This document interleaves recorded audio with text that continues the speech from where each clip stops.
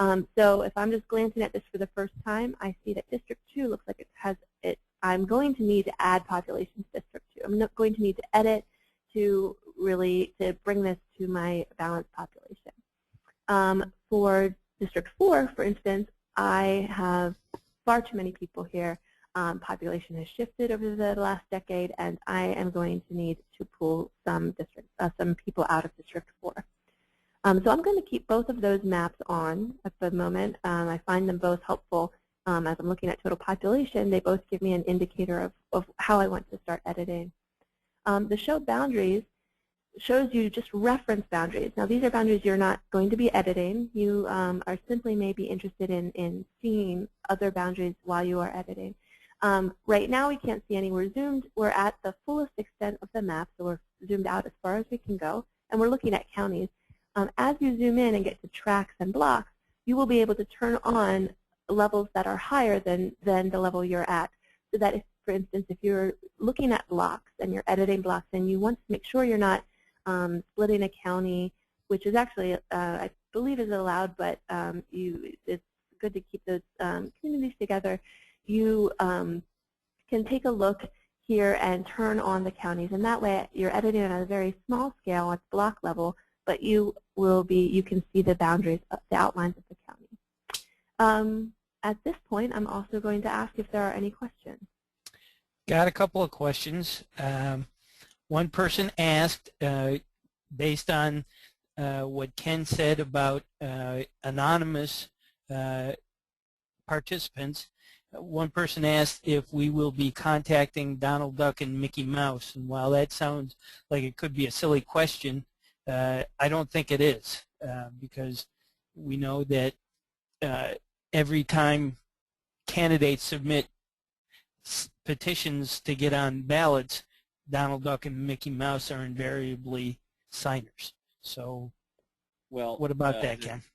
Sure. As I said before, that we don't want this to be an anonymous process. If we're looking at this and it looks like someone's trying to use a fake name, we'll contact them and have a conversation. And if they insist on being anonymous, we will decide whether we want them to be on the system or not. Okay. Another question is, can we isolate a template to work on just a portion of the state? I'm sorry, could you repeat that again? Yes. Can we isolate a template to work on just a portion of the state? There are a number of ways of approaching this. We'll get into some of the additional editing features in a minute that will allow you can unassign districts if you're interested in doing that. So let's say you were interested in working on District 2, or let's say you're working on this northern half of the state. You're just not interested in addressing the bottom half yet.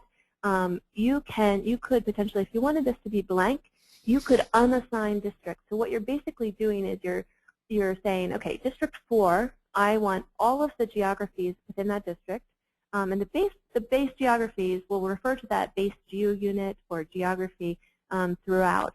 That is the blocks. Those are the smallest units, and then tracts are next, and counties are next. So tracts contain blocks.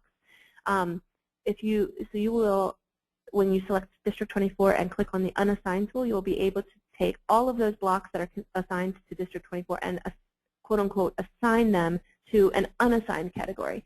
And then at that point, they're available to assign to another district. So by isolating, you can't necessarily chop out half of the map, but you could potentially work on a plan, have multiple plans that you're working on. And I'll show you a little bit about that. You can copy and paste from different plans, so you could share work with other people. We'll get into that a little bit later. There's one other question that I think may be important. How will what we do with Redistrict Arizona here actually affect the redistricting lines or the redistricting process? I can answer that question.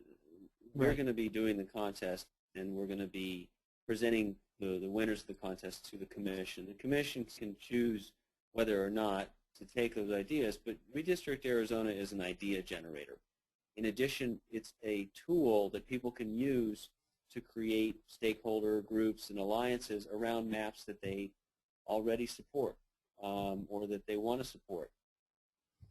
You may be in southern Arizona and you put together a nice map. You'd like to send that to the commission, but you think, why don't I join up with some folks in northern Arizona who have my same goals in mind? And you can share those ideas with those people. Okay. Okay, if that's all of the questions right now, I'll move on. Our Actually, next. Sorry to interrupt, Abby. Sure. Someone asked if the terms are defined somewhere, for example, voting age population. Yes, on the azredistricting.com website, you will see a pull-down menu regarding mapping, and you'll have the guidelines, the definitions, the help desk, and or access to a help desk, and the information about the contest. Please be aware we're all volunteers, and the definitions and things, I got to get to work on those. So we've got some updating to do, but they'll be there for you. Sounds good. Okay, so we are going to move on to the next section. I would like to, now that we've gone through the setting up your mapping environment here, I would like to move over to the statistics bar. This is going to be another point of reference that's very useful to you as you draw your map. The statistics here are updated in real time as you're moving geographies to different districts and reassigning areas. They will recalculate all of the statistics and display here. So if you are curious about whether you have, let's say you've edited District 2 here, you've moved some geographies, and you're curious about whether it is still contiguous, whether you've changed your compactness score, or what your total population is for that particular district, those will update live, and you'll be able to gauge that here. This is a very helpful tool as you're editing. It keeps you up to date and gives you a good snapshot of the progress you're making, or if you've made, maybe you've made a mistake, or maybe you've made an edit that puts you further from your goal, you can gauge that here. A number of things to point out. These are your district numbers. These are contiguous. Contiguity is one of the measures that constitutes a legal redistricting plan. All of the districts have to be made up of contiguous geographies, meaning that you can't assign, let's say, District 2 here. I want to bring in a piece right here. I can't assign a block here to District 2 and not have it connect. All of the geographies have to be connected. So that's contiguity. And right now, like I said, this is the plan from 2000, so it does meet meets the contiguity score. When I start editing, you'll be able to see that as soon as I make something non-contiguous, there's a red X shows up here, and that indicates that you need to identify where you have moved a block and no longer your district is no longer contiguous.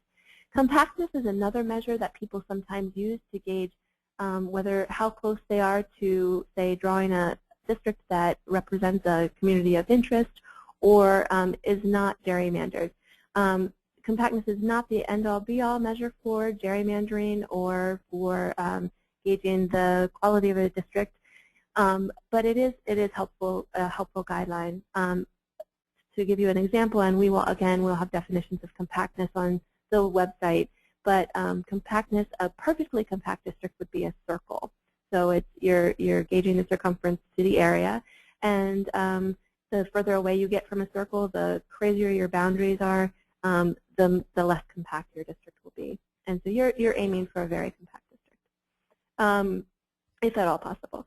And in some cases, when you're working alongside a stream, there's a river that causes a boundary, or you are working along a mountain range and there's a boundary there, that is a natural geography that causes a low compactness score because your boundary needs to follow this a rather meandering boundary.